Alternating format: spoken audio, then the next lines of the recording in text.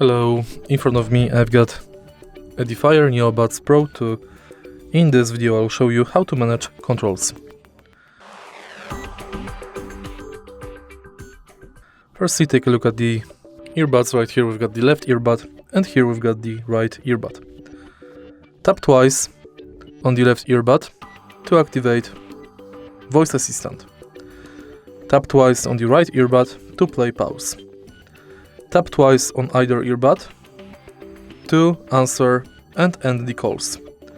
Tap 3 times on the left earbud to enable or disable game mode and noise cancellation. Tap 3 times on the right earbud to skip to the next song. And that's basically it.